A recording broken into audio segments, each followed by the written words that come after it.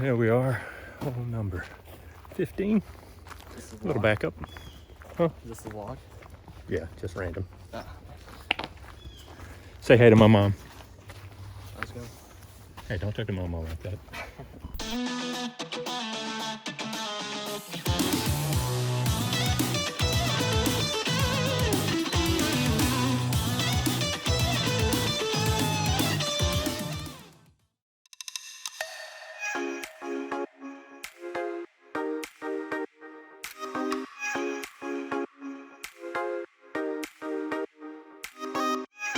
Okay guys, this video is going to give you a rundown or a wrap up of my time in Augusta at the Championship Cup.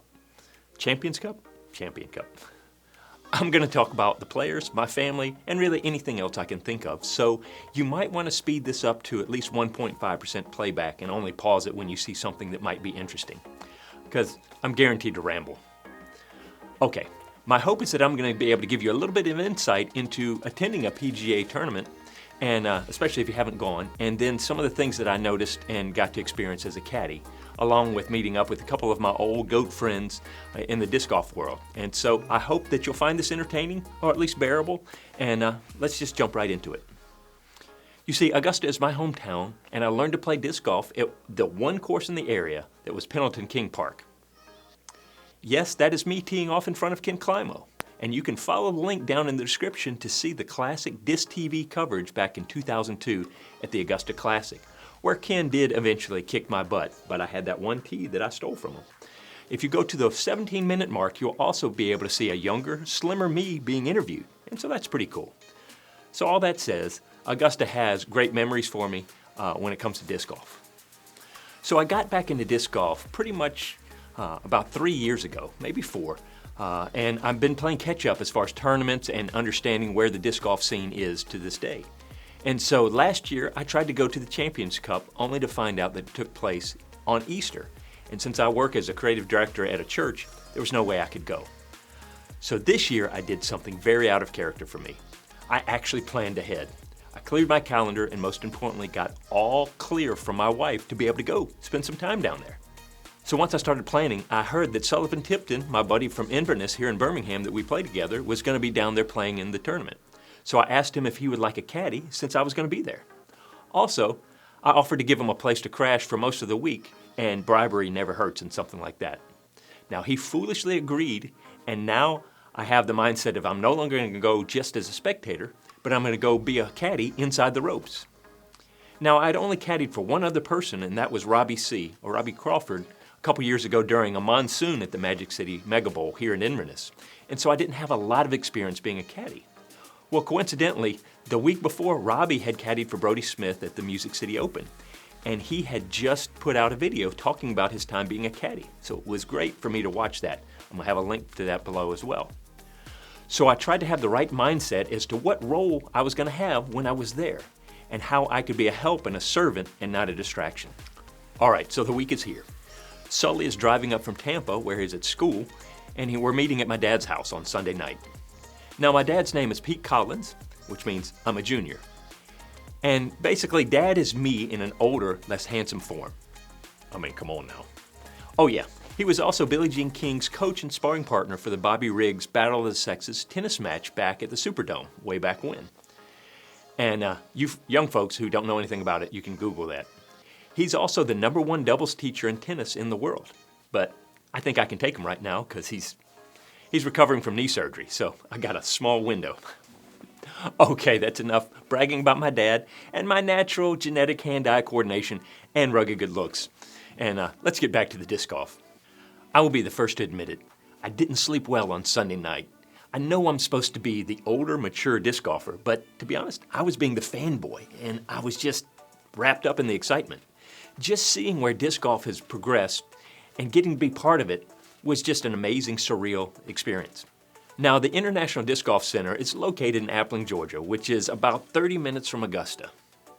And so when we arrive, we drive by all the signs and banners being put up, everything's getting ready, and we happen to time it just right to be able to park right in front of the center. Now, what's crazy is they're setting up bleachers and a giant jumbotron. Yeah, I said jumbotron. I mean, this is disc golf. We park and get out and over to the left, oh, there's just Calvin Heimberg, James Conrad, and a couple other guys hanging out talking. To the right, there's a whole nother group of players. And to be honest, there were so many faces that I'd followed on Jomez that I kind of blacked out, and I can't even remember who everybody was because they were just all right there. And this was in the first 5 minutes of me getting out of the car. So I walk over to the first tee to meet up with Sully, and I try to play it cool. I fail. I can't pull off cool. I can do goofy or maybe even amusing, but cool doesn't even know my name. I mean, let's face it. Sully joined up with Kevin Keifer and his fiancée, Stacie Haas. Sorry, Stacie. Sully had never played the course before, and I had played it a whopping 4 times. So I'm trying to help him look at the lines and landing zones, but let's face it, I'm not as smart nor funny as Kevin, and so he tended to listen to him over me, which was probably a smart move. We did have a really good time, and it was a delight to get to know one of the up-and-coming disc golf power couples. I was really impressed with Kevin because he's as good a person as he is a player. He's just an overall solid guy.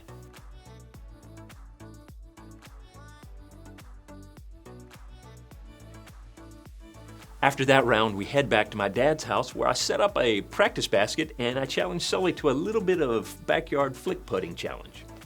Now, I won't tell you who won, but I will say that the loser's name rhymes with Sully. I forgot to mention earlier that as we're heading to the first tee, Sully runs into Paul McBeth. And the first thing Paul asks Sully is, pickleball tonight? So while having fun with the game of flick putting with Sully, I'm thinking about how I can get Sully to invite me to go play pickleball. I mean, come on now. I know it will look like Sully's bringing his dad along with him, but I really didn't care.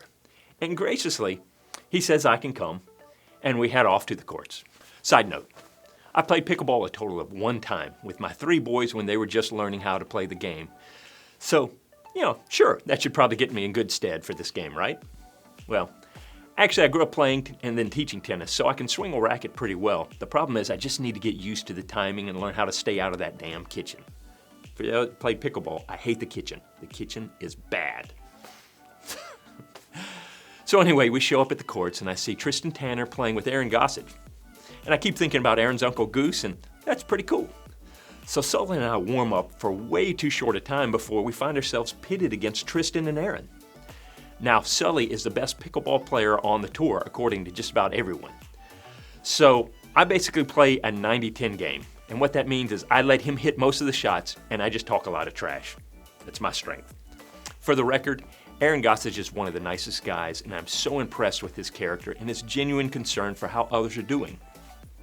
I'm an even bigger fan of him now, and it has much less to do with his disc or pickleball play than who he is as a person. He was really great to get to know. Okay, so Paul McBeth shows up, and I can tell he's sizing up my game and thinking, who the heck is this old guy who can't stay out of the kitchen? And now, I will tell you, Paul likes to win at whatever he's doing. So somehow, magically, he always seems to have Sully as a partner. He's no dummy. I don't blame him. I think I finally called him out as a chicken for not picking me, and he just smiled at me and then proceeded to smash a shot right by me. But I didn't care because I was in fanboy heaven. I'm playing with all these guys. It was pretty darn neat. Now the Mojo Twins show up. That's Morgan and Jordan Lenz, and they are hilarious. And they will decapitate you if you give them an overhead smash. Now they will also admit that they have no finesse, but they make up for it in aggression and verbal banter. And as a father of twins, I have learned the key to beating any twin team is just to get them bickering at each other. Hate to say it, mission accomplished. Sorry girls, you are some of my favorite new folks to be around, but I really needed a win that day. Then, I hear 2 quiet and reserved individuals approaching the court. Paul Ulibarri, Brad Hammock. That was sarcasm, by the way. Brad Hammock is Paul's caddy, and he's a disc golf legend. Brad is just about a beast at any sport he plays, and all of a sudden, he and Tristan Tanner are getting into this Herculean match that had shirts being removed, sweat flying across the court. It was glorious and wonderful to watch. And let's face it, everyone out there on the courts was a competitor, and no one was taking it easy. It was great. It was a lot of fun. Now, as folks began to leave after we played many games, I hear Paul Ulibarri say, okay, this is my last game, I gotta go. Right as we start what I shall call the Pro Caddy Championship Battle of 2023. It's Paul and Brad versus Sully and Pete. Now, quick note, because Paul took Paul McBeth, stole Sully earlier on, I had the opportunity to work on my timing by hitting against a fence like a backboard and kind of getting things down. So at this point in the evening, my timing and shot placement are starting to click. But really, let's face it, I'm still relying heavily on the skill of Sully. Uli did hit a shot that we forever will call the crack shot, and I'm going to leave that to your imagination why we call it that. Sully and I ended up winning that first game, and suddenly Uli wasn't in a hurry to leave. And so after another close battle, the father and son duo were able to walk away with a mighty victory. Sorry, Paul. Sucks to be you. Well, we shook hands and I told Brad my name, and he said, "Man, that was killing me. I couldn't figure out who you were. Did you lose weight?" Now, he was just being nice because the last time I'd seen him was in 1996. And no, I didn't lose weight, but it was a good line for him. I liked it. We had a great time talking after that. So as I lay in bed after that first day, it's only the first day, I thought to myself, man, this is one of the best days I've had in a while. It was a very good day. Okay, so let's talk about the course and the setup. The International Disc Golf Center is in Appling, Georgia, Wildwood Park, which is, like I said, about 30 minutes from Augusta. It features 3 courses: Ed Hedrick Memorial, Warner Memorial, and the championship course, the W.R. Jackson Memorial. The championship course is a long wooded course that's going to reward shot shaping, and you've got to keep it clean in the fairways. Tree kicks and rollaways are par. Bogey for the course. I know, I have to throw one of those in every time. Just get used to it. Okay, the headquarters are also home to the Disc Golf Hall of Fame Museum, which was started by Levon Wolf, my buddy, old number 580.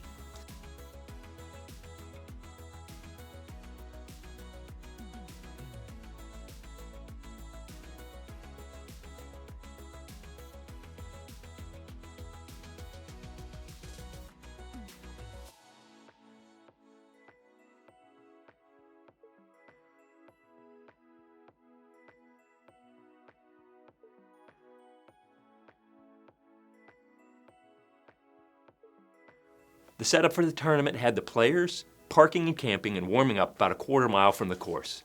And my first day driving in, I felt like a kid entering Disney World for the first time. And I could have just hung out there all day, watching the folks throwing, putting, or just hanging around talking. Something about seeing all these folks that you watch on tournament coverage right there in front of you was pretty neat. Once again, it just felt surreal that I was there in the middle of it. I also want to say hats off to the amazing volunteer crews that would shuttle us back and forth whenever we needed it from one place to the other. You guys rocked it. Thanks so much. Okay, quick side note, humble brag. I'm sitting there talking to Noah Five Ash about his tournament as he's getting ready to get on a cart to go up to play. And the guy driving the cart turns and looks at me and he says, "Pete Collins, I really like your videos." Kind of blew me away. It was really neat. I didn't expect that to happen.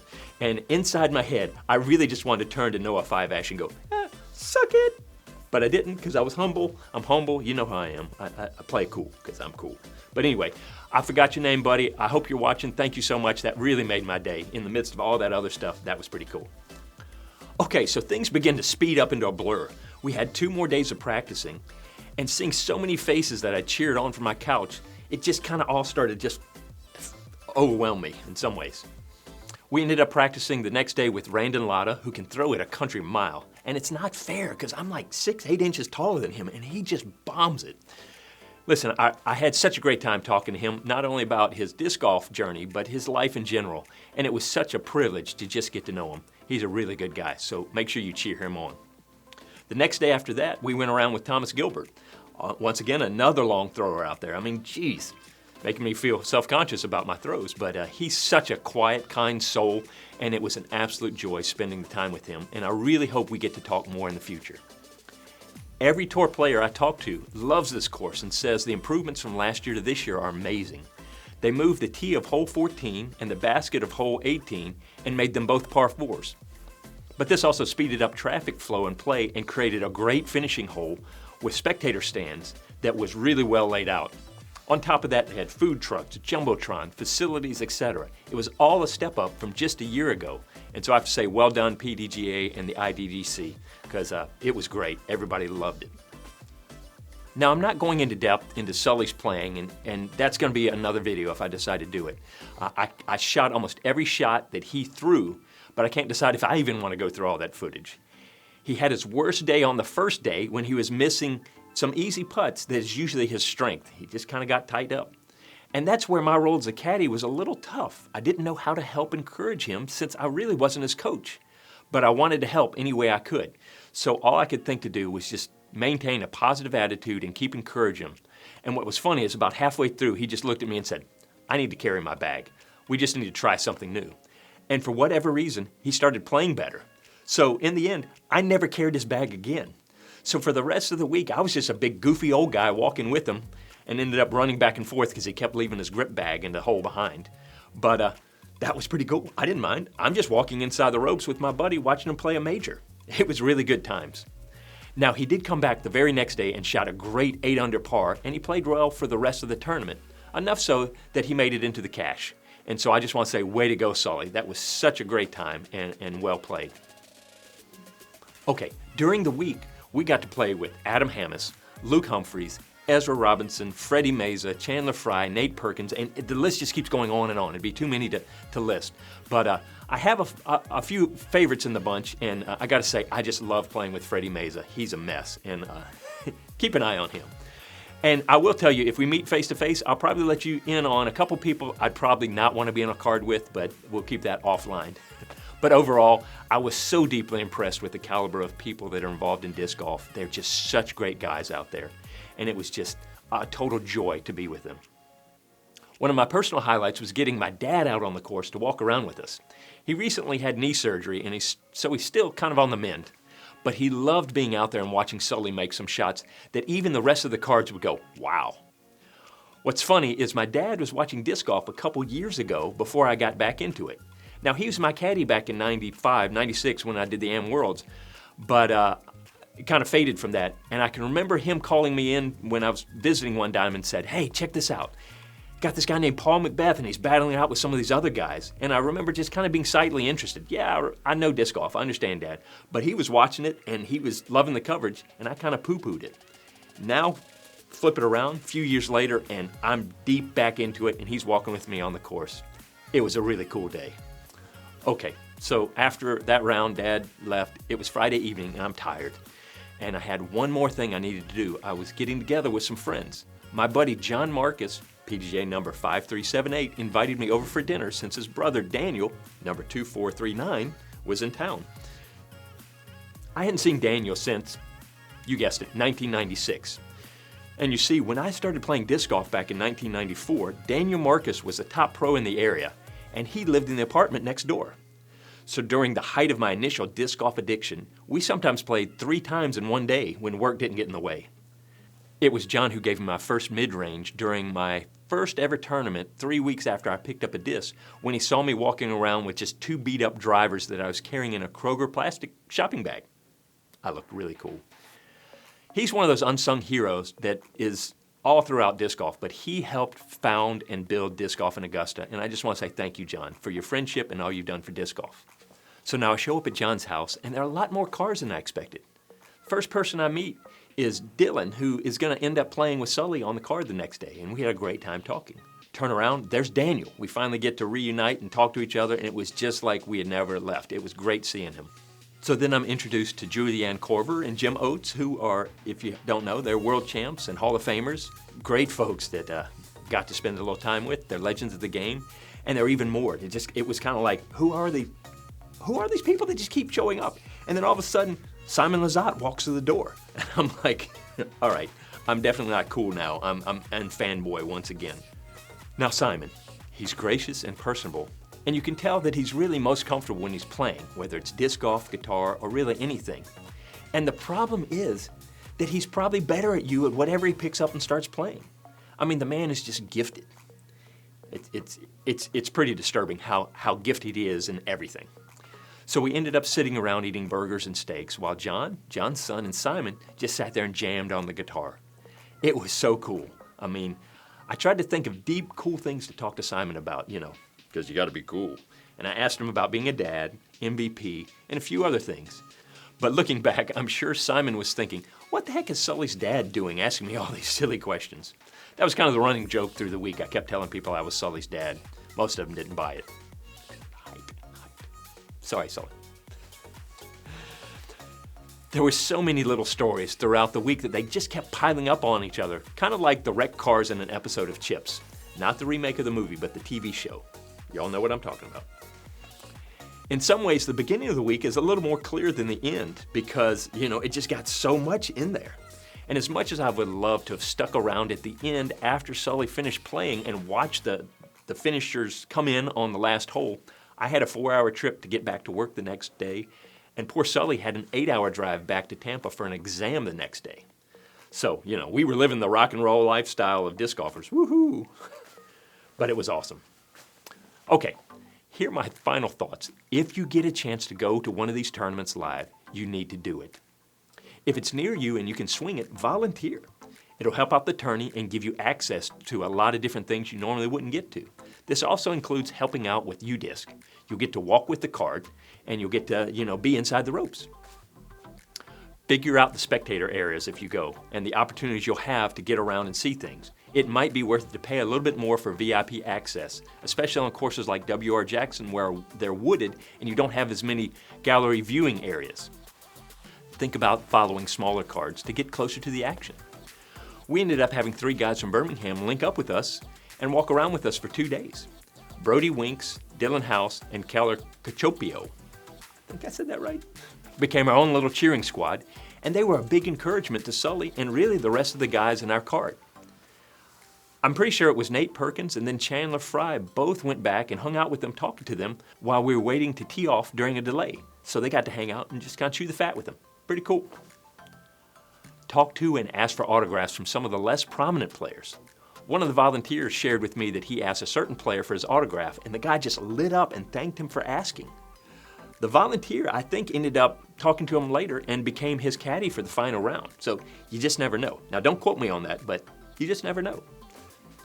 Also, if you get a chance, thank the volunteers and the folks running the tournaments, if you get a chance. I know you're there as a spectator, but think about the work hours that they put in, and it's just astounding how much they sacrifice for these tournaments. And so often they only hear when things go wrong. So be somebody that encourages them and say thank you for what you do. Think about hosting a player or a couple players during the tournament. You got to remember, they have to figure out food, housing, clothing, doing laundry, transportation, etc., all on top of playing. So if they have a place to stay with folks that know the game and care for them, that can be a big plus. And plus you get to hang out and maybe get some extra access to stuff. I'm just saying. Now I don't know how this would work per se, but if you have a tourney in your city and they're coming in there, you might want to contact the tournament director or someone in the know and put out the word that you're willing to host a player or two. I think it'd be really cool. Now all of this is predicated on you not being a creeper. And now let's face it, I set the bar pretty low, so if you can be less of a creeper than me, you probably should be fine. Another thing to think about is buying the players' tour discs to help them stay on the road. Let's face it, more sales for them means they can focus more on the game and less on their budget. Just a great way to pump them up. And finally, pray for and encourage these folks anytime you can. They're an amazing group of folks, but let's face it, this travel and stress of competition can really wear on them. Any encouragement you can give would be great. We get the privilege of sitting back and cheering these guys on, so we've got a chance to do some stuff to just really lift them up and encourage them, and I'd hope you do that as well. All right, going into the week, I had big filming plans, and I ended up having to change all my plans because I decided I needed to be more focused on Sully and his playing rather than me trying to grab great footage for my own videos. If I was there just as a spectator, things would have been a lot different. But my time there was to serve Sully and not myself.